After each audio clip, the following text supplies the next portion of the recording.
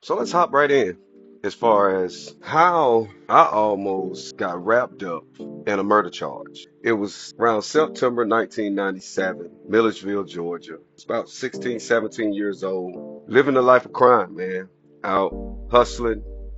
I ran from the Harrisburg community to the West End projects to over by Weak Stone. You know what I mean? I was a jack of all trades, master of none. I had family ties on multiple sides of town, so I moved around very, very freely without a whole bunch of lashback. The south side of town was the only, pretty much side of town that I didn't, really hang. You feel me? But born in Body Projects, raised in initial childhood in West End.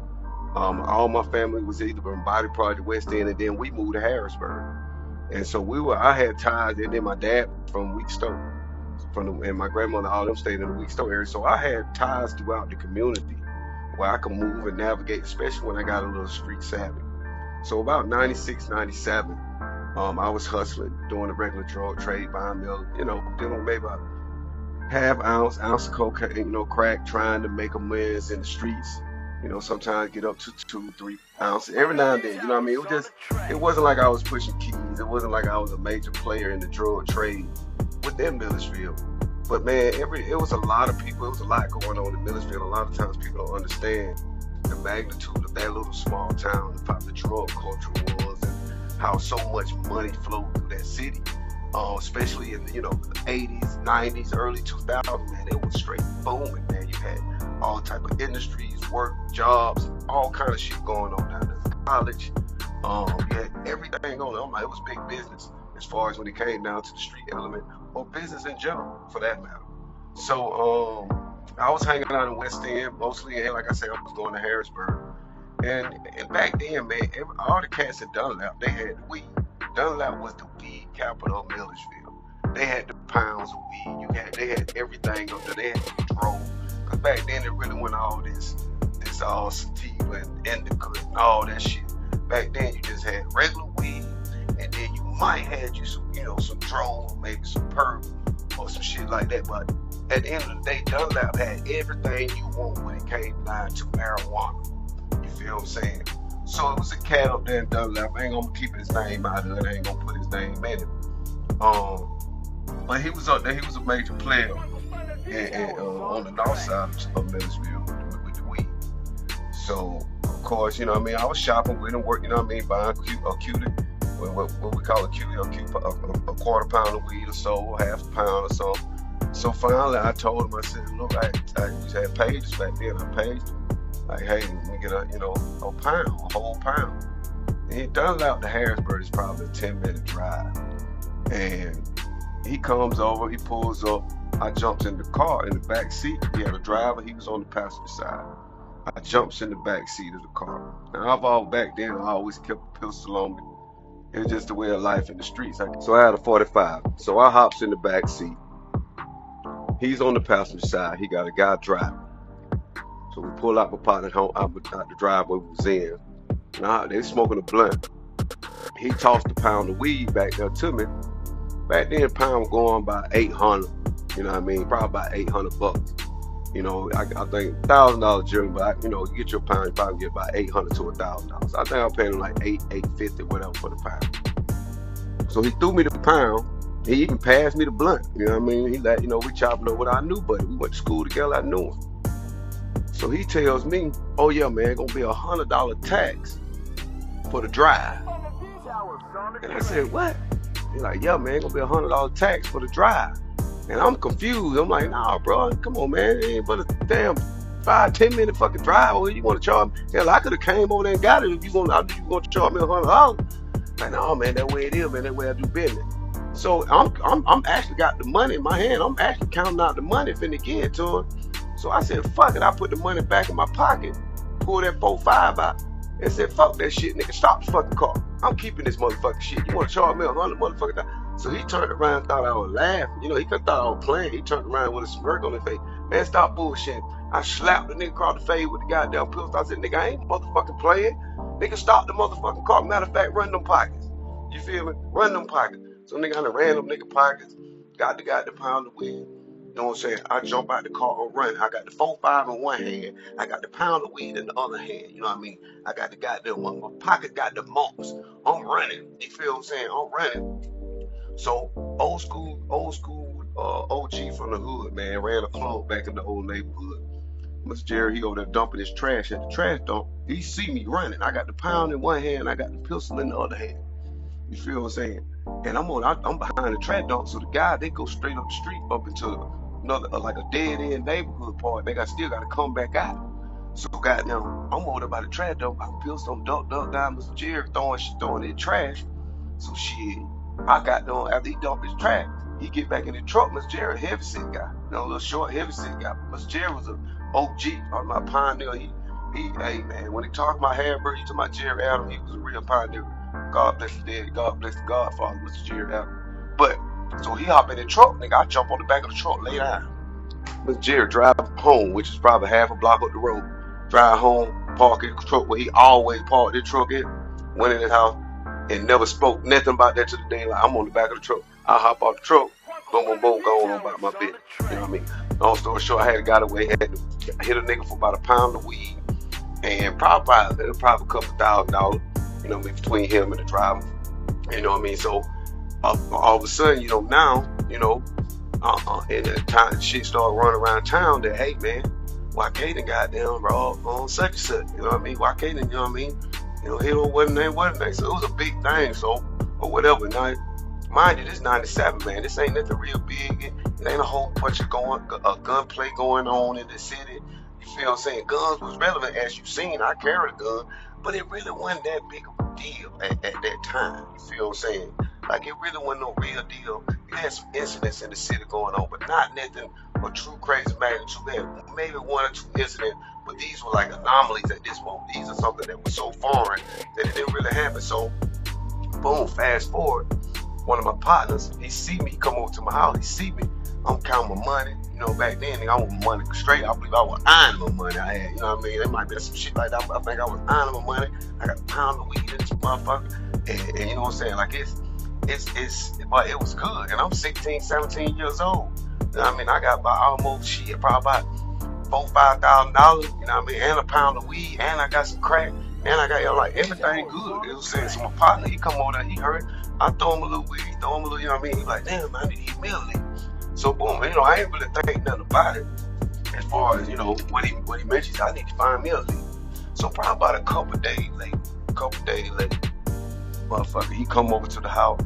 Him and some dude I had never seen before. Never seen this guy day in my life.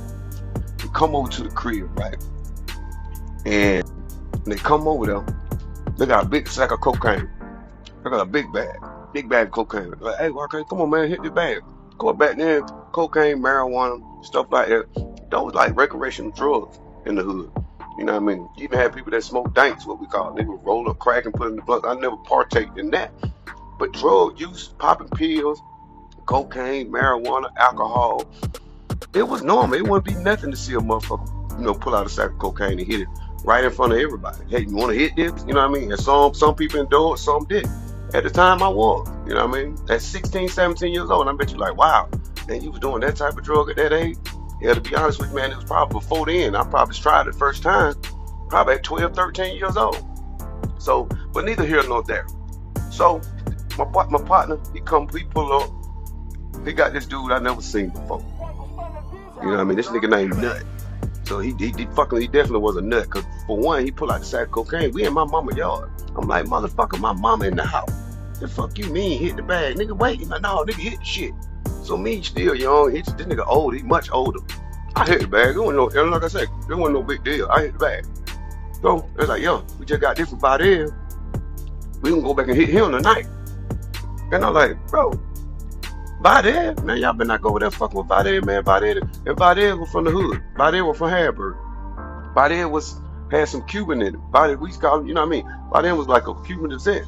Hint, his last name, Vidal. I said, man, do not go over there fucking Vidal, man. Vidal, you gonna have to kill Vidal. By the time I come over there taking his shit, you feel what I'm saying? But this new nigga, who I don't know, he steady talk, oh man, that nigga ain't that bad. I know that nigga.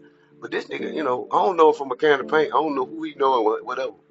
He know about that, but he been locked up for so long, he don't know about it of that time, of that day.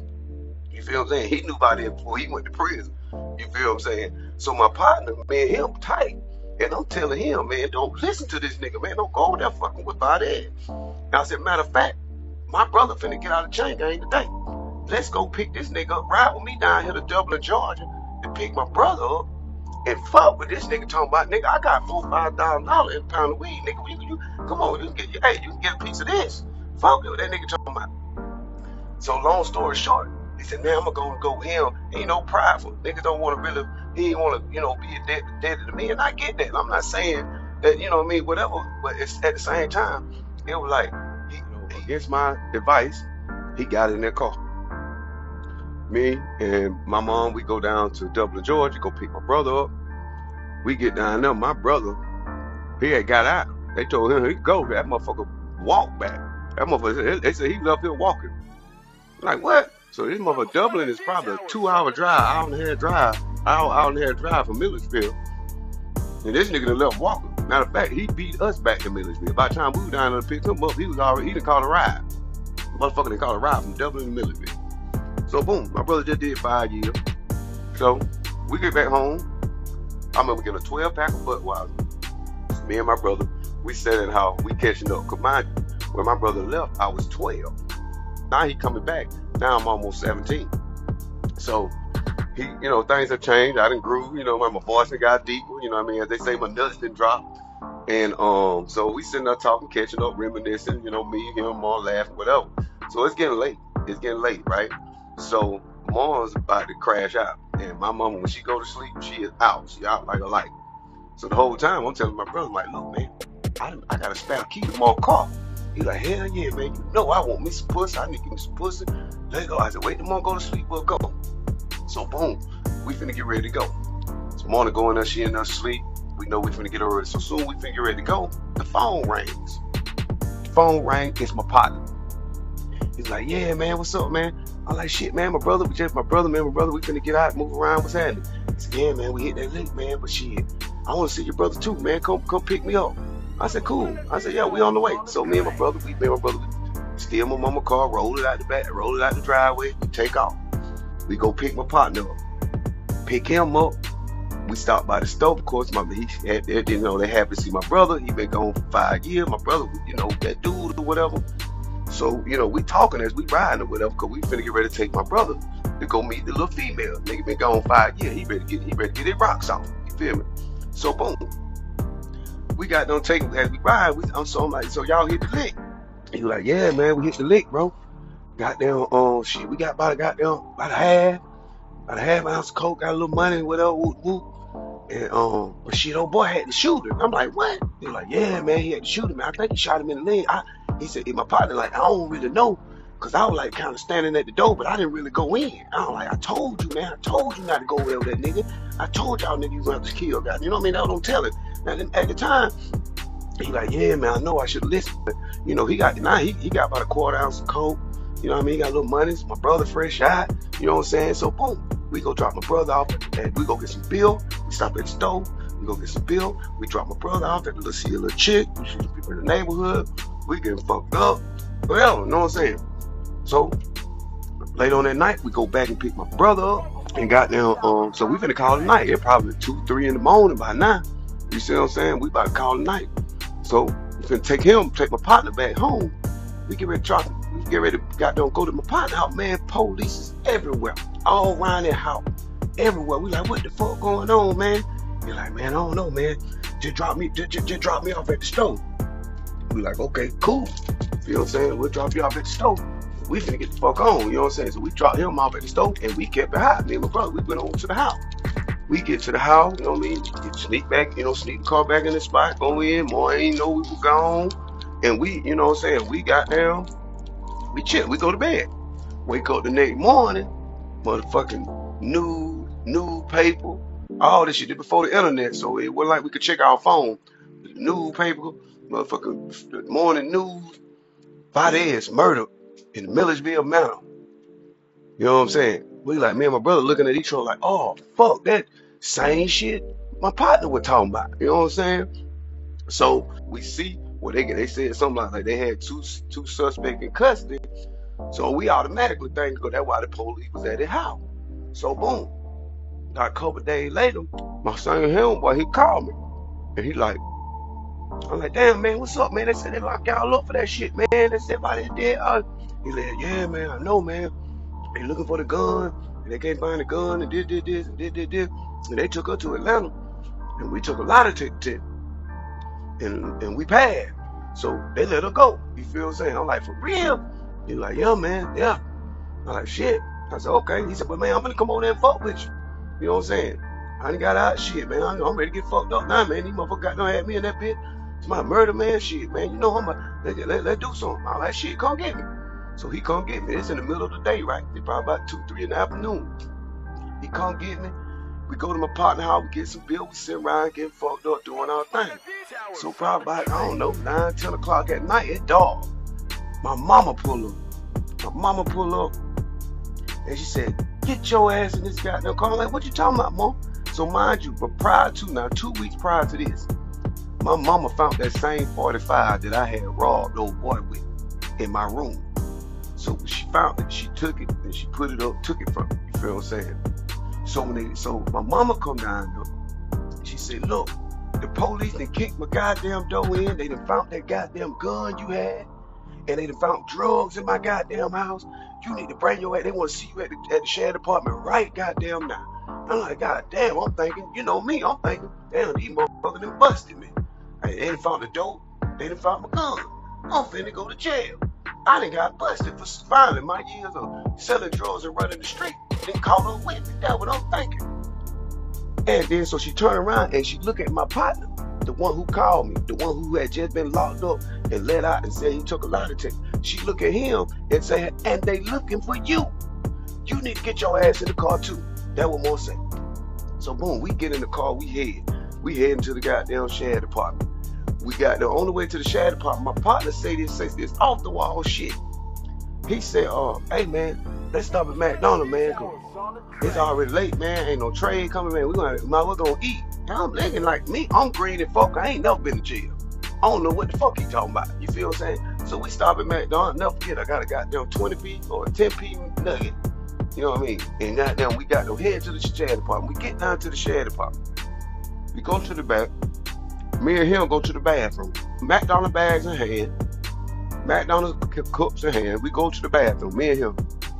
So it's 3 urinals. I'm on one far to the left. There's one empty one in the middle. He on the one to the right. So I'm like, God damn, man, what the fuck going on, man? Like, man, I know, man, this shit fucked up, bro. You know, he trying to, man, you know, we about to have a conversation. Next thing you know, the bathroom door swing open. Motherfucking about 10, 15 detectives, and they go straight to my homeboy. They surround his ass. You see what I'm saying? I hurry up, you know, twinkle, twinkle, and get the goddamn, I start backing out the goddamn bathroom. I go out the bathroom, they say, yeah, you go on in there. They direct me into the sheriff, the actual sheriff's office, the actual sheriff of the county, his actual office. So I go in there, it's the sheriff of the county, Bill Massey. It's the chief of detectives, what's his name, Bobby Langford. They sitting there, Richard Horn, one of them is one of those guys. And I'm thinking, when I walk in there, this is what they say. So when I walk in there, it's almost like I'm walking there and I'm like, hey man, you know, the gun ain't mine, the drugs, they mine. You know what I'm saying? Like my mom ain't got nothing to do with this. I'm willing to take responsibility of my, you know, my actions or whatever. Them motherfuckers said, oh, we're not worried about the drugs or the gun. I'm puzzled as a motherfucker. I said, well, what you worried about then? He said, well, where you was at such and such time on such and such date? I said, man, I was at home. I ain't got nothing to do with this murder shit. Now, I was at home. He said, okay, the motherfucker, you know how back in school, they used to roll that TV in on that damn cart with the VCR. The motherfucker rolled one of them bitches in there. Popped in the goddamn VHS tape. And said, well, here you are, your buddy there and your brother, here at Flash Food about 20 minutes after the murder. Motherfucker, my goddamn eye got big as hell. So it was almost like my cousin Vinny. It was like, murder? What the fuck you mean murder? I ain't got nothing, you know, and then my mama looking at me like, and they were like, yeah, they're in your car. So I'm sitting there looking stupid as hell now. looking stupid as a motherfucker. You know what I mean? I'm like, all right, yeah, we did steal the car. And this, like, now I got the cops and shit. But their only concern was, where was the gun? Now, mind you, the gun that killed Valdez was a shotgun. It ain't had nothing to do with no 45 hand, right? Nothing to do with it. And that's how I end up not being charged with murder. But I was this close because I picked my bulb and involved myself in it. My buddy ended up doing 20 years to the door. He went from September of 1997 to September 2017. That's how long he did. And it's been out about 7-8 years now. He got married. He's doing well for himself. But on his wedding day, I was at his wedding. And after he was married, me, I'm sitting in the back chilling, talking. And he told me, he said, Lamar, man, there wasn't a day that went by for 20 years that I didn't hear your voice telling me not to get my ass in that car. And when he told me that, it really did dawn on me to the fact that, man, your decision makings in the split of a second, man, milliseconds away, it could be disaster or it can be, pleasant. Now, of course, we were taking drastic measures in the streets, but this parallels across life. This parallels across demographics. So be mindful of the things you do, the things you say, and how you move, and the people you carry yourself around. Because ultimately, you could be like me and skate by the hair on your teeth, or you can be like my buddy and have a 20-year lesson. Doesn't necessarily have to be in prison. It can just be in life in general. Thank y'all for listening. Make sure y'all like, subscribe, share this video. I love you all. Be great today. Peace.